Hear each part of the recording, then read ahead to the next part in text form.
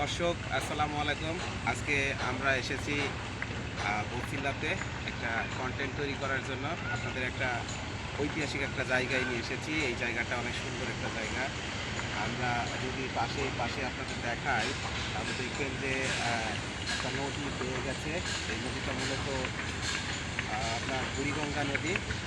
পুরান ঢাকা বুড়িগঙ্গা নদী নিশ্চয়ই আপনারা নাম শুনেছেন। এই নদীর পানি কিন্তু অনেক অনেক অনেক নোংরা। আর এই নদীতে নোংরা পানির কারণে অন্য কোনো মাছ জন্মায় না বর্তমানে। শাখা ফিশ, আপনারা শাখা ফিশের তো নাম জানেন। এই শাখা ফিশটা বর্তমানে খুব প্রচুর পরিমাণে বুড়িগঙ্গা নদীতে। আর শাখা ফিশকে রাক্ষসী মাছ বলা হয়। কেন বলা হয়? যে সকল মাছগুলো অন্য মাছের ডিম এবং বাচ্চাগুলোকে খেয়ে ফেলে সেইগুলোকে রাক্ষসী মাছ বলা হয়। ঠিক শাখার ফিশ হচ্ছে রাক্ষসী মাছ। রাক্ষসী মাছ বলতে মানে অন্য মাছকে এখানে কোনো জন্মাতে দেয় না। এদের শুধু বংশ বিস্তার হয়, অন্য কোনো বংশ বিস্তার হয় না। আপনাদের তাই আজকে এই বুড়িগঙ্গার ভিডিওটা তৈরি করার জন্য এখানে নিয়ে এসেছি। আপনারা দেখতে পাচ্ছেন যে বিভিন্ন ভালগেট যাচ্ছে।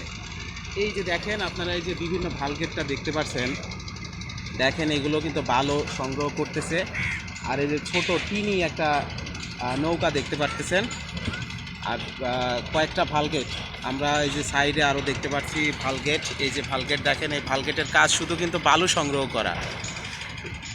এরা নদীর মাঝখান দিয়ে চলে যায় বালু সংগ্রহ করতে করতে। এবং ভালগেটের কিন্তু একটা উপকারিতা আছে। ভালগেটের উপকারিতা যদি আমরা বলি, তাহলে দেখতে পারবেন যে এই ভালগেট যদি না ভিতরে ঘোরাঘুরি করে তাহলে কিন্তু নদীটা এক ধরনের প্রলেপ পড়ে যাবে। আর প্রলেপ পড়ে গেলে নদী কিন্তু ভরাট পড়ে যাবে। আর ভরাট পড়ে গেলে নদীর অববাহিকা কিন্তু বন্ধ হয়ে যাবে। এইটা তার মানে আমরা বলবো যে ভালগেট কিন্তু এক ধরনের উপকার হিসাবে কাজ করতেছে। যেগুলো বালু সংগ্রহ করে, বালু যখনই সংগ্রহ করতেছে তখন মাঝখান দিয়ে একটা বলবো কি এটা গভীর হয়ে যাচ্ছে। আর এই গভীর হওয়ার কারণে কিন্তু পানিগুলো এক জায়গা থেকে আরেক জায়গায় সংগ্রহ চলে যেতে পারতেছে। এই নদীটা মূলত তুরাগ নদী। এই দিক থেকে আপনারা দেখতে পাচ্ছেন যে আমার এই যে ডান পাশে আপনারা দেখতে পাচ্ছেন, এই দিকে কিন্তু তুরাগ নদী নাম ধারণ করেছে। এই তুরাগ নদী আমরা তারপরে আমাদের বাম পাশে এই যেই দিকে চলে গেছে নদীটা, এই দিকে দেখতে পাচ্ছেন এটা কিন্তু বুড়িগঙ্গা নদীর সাথে যুক্ত হয়ে বুড়িগঙ্গা নদী ধারণ করেছে। এটা বাবুবাজারের যে ব্রিজ, এই দিক দিয়ে পোস্তকলার এই দিক দিয়ে চলে গেছে, গিয়ে আমাদের যে পদ্মা নদী আছে সেই পদ্মা নদীর সাথে যুক্ত হয়ে বঙ্গোপসাগরের সাথে যুক্ত হয়ে গেছে। এই যে আমরা দেখতে পাচ্ছি যে দুইটা অনেক বড় বড় ভালগেট যাচ্ছে, ওইটার মধ্যে এখনও বালু নাই, এই কারণে খুব দ্রুত বেগে যাচ্ছে। দেখতে পাচ্ছেন যে 3টা ভালগেট, আরও পিছনে দেখা যাচ্ছে যে ভালগেট, এইগুলো বালু সংগ্রহ করার জন্য যাচ্ছে। আর এই যে এই দুইটার মাঝখানে একটা ভালগেট দেখতে পাচ্ছেন, এই ভালগেটটা কিন্তু মূলত বালু সংগ্রহ করে ফেলেছে। এই কারণে দেখেন পানি সেম হয়ে গেছে।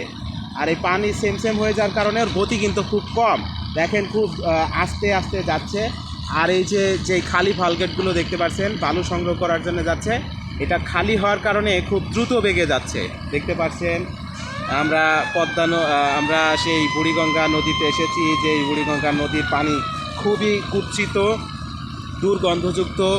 কেন দুর্গন্ধযুক্ত? আমরা যদি বুড়িগঙ্গা নদীর পানি বিষয়ে একটু বলি, আমরা জানি যে এই বুড়িগঙ্গা নদীটা এসেছে মূলত গাজীপুরের ওই দিক থেকে। আর গাজীপুরে তো আপনারা জানেন যে অনেক শিল্প কারখানা, যেমন গার্মেন্টস ফ্যাক্টরি, বিভিন্ন কোম্পানির ফ্যাক্টরি, ওখান থেকে এই পানিটা আসতেছে নোংরা হয়ে বলতে যেই আপনার ফ্যাক্টরিগুলো আছে সেই ফ্যাক্টরিগুলোর বর্জ্য কিন্তু এখন এই নদী দিয়ে চলে যাচ্ছে আমাদের বঙ্গোপসাগরে। দেখেন কত নোংরা, এত পরিমাণ নোংরা, এত পরিমাণ দুর্গন্ধ, যা এর মধ্যে কোনো কিছু করার যোগ্য নয়। তারপরও আমরা দেখি যে যারা সাধারণ মানুষ তারা কিন্তু এখানে জীবিকা হিসাবে কেউ মাছ ধরে, কেউ ছোট টিনি নৌকা নিয়ে এক জায়গা থেকে আরেক জায়গায় বিভিন্ন পণ্য আনা নেওয়া করে। আপনারা জানেন যে বাবুবাজারের ওখানে যে কদমতলি যে মার্কেটটা আছে, ওই মার্কেটটা অনেক বড় মার্কেট। এই মার্কেটে এই নদী দিয়েই সব পণ্য কিন্তু আনা নেওয়া করা হয়, বিভিন্ন বড় বড় শিল্পের মাধ্যমে আনা নেওয়া করা হয়। তারপরে আমরা একটু দেখতে পাচ্ছি, এই যে দেখেন যে নদীর উপরে দেখেন কিছু চিমনি দেখা যাচ্ছে। চিমনি যে ইগুলো আছে আপনার ইট ভাটাগুলো আছে, সেই ইট ভাটার চিমনিগুলো আপনারা দেখতে পাচ্ছেন। এই যে চিমনি দিয়ে দেখেন অনেক ধোঁয়া কিন্তু বেরোচ্ছে। তার মানে প্রত্যেকটা ভাটা কিন্তু বর্তমানে ইট ভাটাগুলো এখন চালু আছে। আর এই ইট ভাটাতে প্রচুর পরিমাণে ইট তৈরি করা হয়। এখানে কিন্তু এক ধরনের পরিবেশ দূষণ বলা যায়, তার কারণ যেহেতু প্রচুর পরিমাণে ইট ভাটা, আর ইট ভাটা থেকে যে ধোঁয়াগুলো নির্গত হচ্ছে, আর এই ধোঁয়াগুলো নির্গত হওয়ার কারণে কিন্তু পরিবেশ নোংরা করে ফেলছে, এবং এর মাধ্যমে বিভিন্ন জন বিভিন্নভাবে অসুস্থ হয়ে যাচ্ছে। যেমন অ্যালার্জি জাতীয় অসুখে মানুষ বেশি ভুগছে। আপনারা জানেন যে যে কোনো জায়গায় শিল্প কারখানা এবং ইটভাটাগুলো গড়ে উঠলে ছোট বাচ্চার উপর বেশি প্রভাব পড়ে, এবং সাধারণ মানুষগুলো যারা খেটে খায়, তারা শ্রমিক হিসাবে কাজ করে, তারা কিন্তু এর সংস্পর্শে আসলে তাদের বিভিন্ন রোগ হয়। স্পেশালি আমরা জানি যে আপনার অ্যালার্জি জাতীয় রোগগুলো হয়, আর বর্তমানে কিন্তু অ্যালার্জি জাতীয় রোগটা বেশি।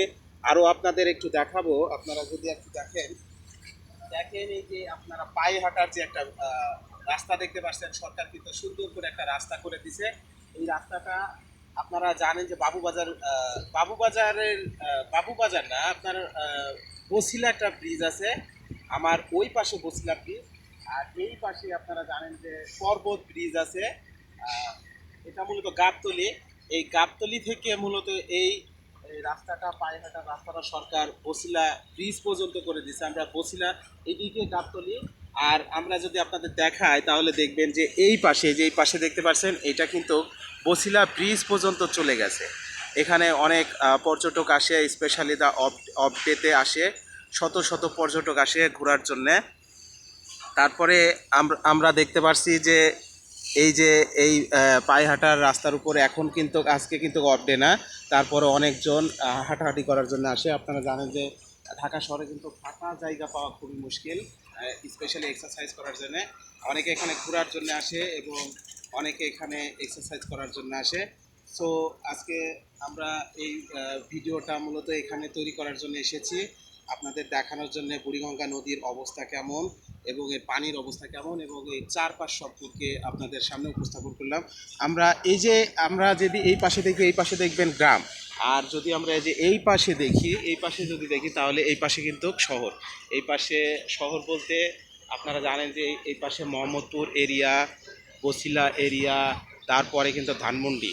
তার মানে এই আস্তে আস্তে কিন্তু শহরগুলো দেখেন সামনের দিকে চলে আসতেছে, বড় বড় বিল্ডিং হচ্ছে। দেখেন বর্তমানে সব বিল্ডিংগুলো কিন্তু নতুন। এই